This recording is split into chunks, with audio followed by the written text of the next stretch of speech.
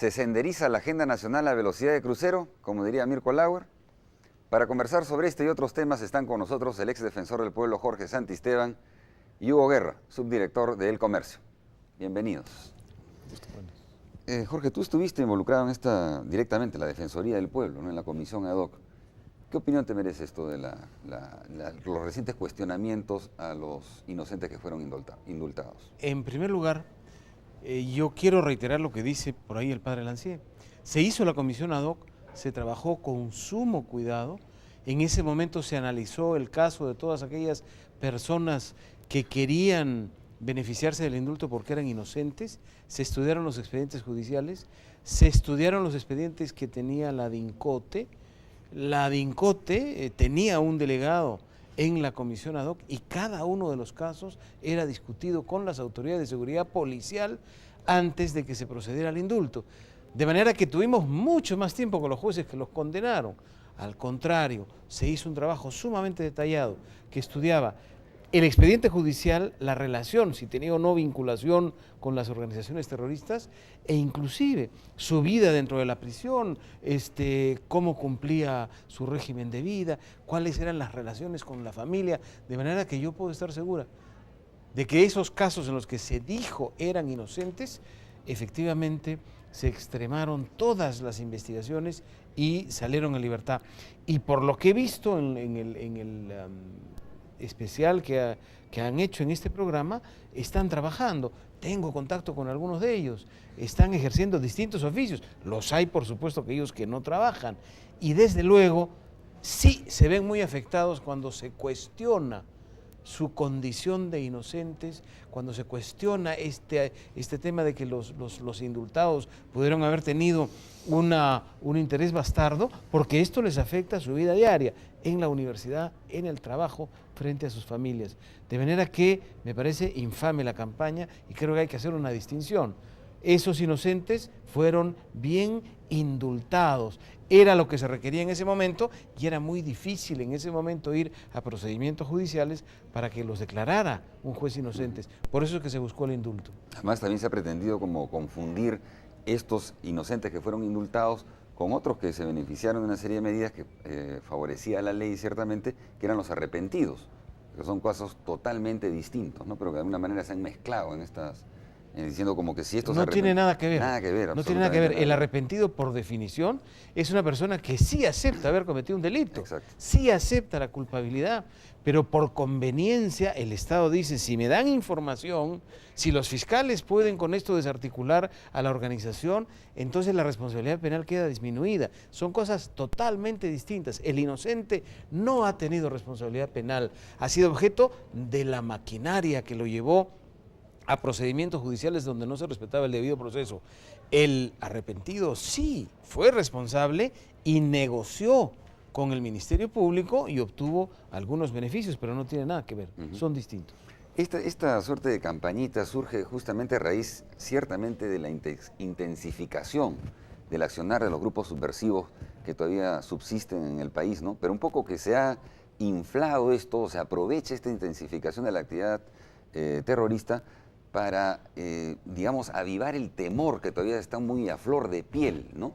Y de paso, no sé qué opinas tú, Hugo, si trae este avivamiento del temor que puede existir en la población, trae de contrabando una propuesta realmente para, qué sé yo, favorecer otra vez las opciones que ante las dificultades políticas, las crisis de gobernabilidad y de falta de iniciativa política que se ha demostrado en este campo, como que se piense que el retorno al pasado es un retorno que favorecería al país. Yo lo que creo que es importante es devolver al centro el debate político nacional para ver por qué se trata de senderizar la agenda. Primero que nada, estamos sí frente a algunas acciones hasta el momento aisladas del senderismo y de algún otro grupo subversivo. Yo no creo que se pueda hablar genéricamente de un rebrote y mucho menos hablar de un rebrote con características y magnitudes de una emergencia, una catástrofe nacional. Las propias autoridades democráticas, y creo que tienen la credibilidad suficiente, así lo han advertido. Es verdad, sin embargo, que no podemos pecar de ingenuos ni desproteger al Estado democrático. Y en esto la crítica sí tiene que ir a algunas autoridades, como el ministro Sanabria, que no hace mucho, el 7 de abril, decía que acá no pasaba nada. Creo que eso es tan ingenuo como igualmente manipulador es pretender crear un monstruo donde no lo hay. Pero ¿por qué se crea el monstruo? Tenemos que vincular esto inevitablemente con la inminencia de la presentación de las conclusiones de la Comisión de la Verdad y la Reconciliación. Definitivamente la comisión creo que ha hecho un estupendo trabajo. Hemos tenido en diferentes momentos la posibilidad de ir viendo los informes parciales, el análisis de casos, y yo creo que estamos en vísperas de que el país conozca, si no toda la verdad, porque quizá eso sea imposible en términos prácticos y reales, un acercamiento muy grande, profundo, ético y sereno a lo que pasó entre el año 80 y el año 2000. Evidentemente, eso va a implicar que se ponga al descubierto a una serie de actores políticos, militares, subversivos, delincuenciales y de corrupción de otra naturaleza. Y todos estos actores responsables de lo que pasó a lo largo de 2 décadas son los que están particularmente interesados en tender cortinas de humo sobre lo que está pasando. Entonces, claro, es una técnica, yo muevo el foco frente a quienes, los propios subversivos, generar las condiciones de inseguridad, desestabilizar además al régimen de gobierno actual. ¿Para qué? Para que me ignoren si yo fui responsable. Creo que por ahí va el análisis. Ciertamente, hay un par de cosas que me interesaría tocar ahora en la conversación, ¿no? Una, que llegaremos en un momento, que es el comportamiento en general de la prensa, realmente frente a esta situación. Pero antes, un tema, para no dejarlo pasar. Creo que ciertamente después de esto que acabas de señalar, la falta de prevención, más bien de quedarse dormidos, como el ministro Sanabria, que no se tomaron ninguna medida o que se ha reaccionado muy tardíamente. Ahora sí ha salido en esta semana el ministro de Defensa, claramente liderando en este campo, informando, digamos, de una propuesta integral que el Ejecutivo viene poniendo en marcha, para enfrentar efectivamente lo que existe como una actividad más intensificada de estos grupos. Pero también, importante también señalar que mientras que en la conferencia de prensa que el presidente Toledo daba la semana pasada, el domingo pasado, a Panorama, y hablaba de que esto era una campaña, una suerte de campaña psicosocial, quiero mostrarles acá, en el periódico de Perú Posible, en buena cuenta, ¿no?, el partido del presidente de la República, que tiene el singular nombre de Pura Verdad, publicaba una falsedad, ¿no? Autoridades acusadas de senderistas, decía este periódico, autoridades acusadas de senderistas. En Andahuaylas y Chincheros, alcalde, prefecto y subprefecto sostendrían reuniones con subversivos. Y reproduce, como hemos podido comprobar, un mail, un correo electrónico enviado desde la zona por un comité por la paz que no existe y con información enteramente falsa, ¿no? Hemos podido comprobar, por ejemplo, a través de la red de periodistas que conforman en IDL Radio, con periodistas de la zona, que esto era totalmente falso. Se ha conversado no solamente con periodistas de la zona, por ejemplo, con Ronald Ripa de Radio Panorama de Andahuaylas, directamente con el secretario municipal de Uranmarca, Alejandro Pastor, con el subprefecto de Andahuaylas, Waldo Valenzuela, incluso con el mismo congresista Michel Martínez, ¿no? Todos han negado de que este comité exista y todos han negado los hechos que este periódico informaba. Es decir, en buena cuenta, este periódico creaba, inflaba, digamos, o echaba aire a estas llamas, ¿no?, de manera equivocada, con el propósito, quién sabe de qué. Pero ¿hasta qué punto entonces efectivamente se puede deslindar entre esta accionar intensificado y la respuesta que da el gobierno con realmente un rebrote que habría que alarmar a toda la población, ¿no? Quisiera hacer este aporte. No me voy a referir a ese periódico, no me parece necesario siquiera, pero creo que es indispensable diferenciar entre la necedad política del propio partido de gobierno, entre los tontos útiles que hacen de caja de resonancia por X razones subalternas, pero esencialmente de distracción y tontera política.